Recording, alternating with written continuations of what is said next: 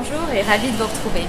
Je ne vous l'apprends pas, le Japon est plus que présent aujourd'hui et s'invite partout, y compris dans nos assiettes. Chez Geek & Food, curieux que nous sommes, nous avons décidé d'aller enquêter du côté de la grande épicerie de Paris qui, depuis le 30 août, a revêtu les couleurs du pays du soleil levant. Pour en savoir plus, suivez-moi.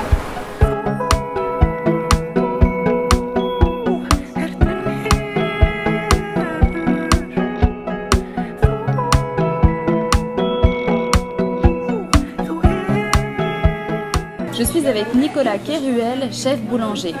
Que venez-vous de nous réaliser et comment la recette a-t-elle été mise au point? Alors aujourd'hui, on a réalisé un campagne au miso noir avec des olives taggache et olives noires. On a réalisé une brioche cachipon avec une compotée de figues et on a fait une déjeunette au poivre de Sancho. Donc la réalisation s'est faite avec le chef japonais Taku.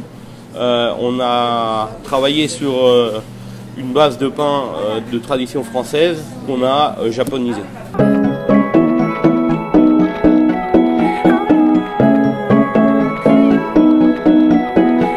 Bonjour Loïc, vous présentez pour l'exposition Japon deux nouvelles créations pâtissières. Pouvez-vous nous en parler, les présenter? Bonjour Mathilde. Donc pour l'exposition Japon, on a créé deux produits. Tout d'abord le Sèvres Tokyo et ensuite le Mont Fuji. On a revisité le Mont Blanc sur celui-ci, on a revisité le Paris-Brest sur celui-ci.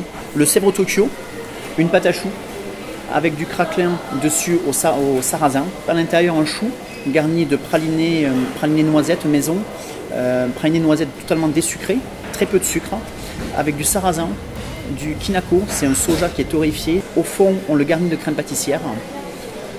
On met le chou garni de praliné et une crème légère avec le praliné, une crème allégée avec de la meringue allégée sur le dessus et on pose le chapeau.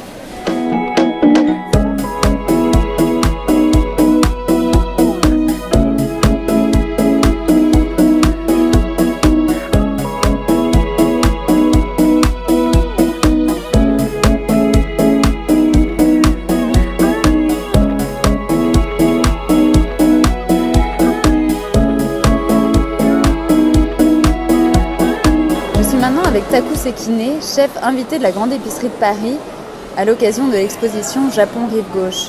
Quelle est votre vision de la cuisine japonaise? Déjà, le saveur de la cuisine japonaise, par exemple yuzu, sinon sauce soja qui a un peu le côté caramel, etc.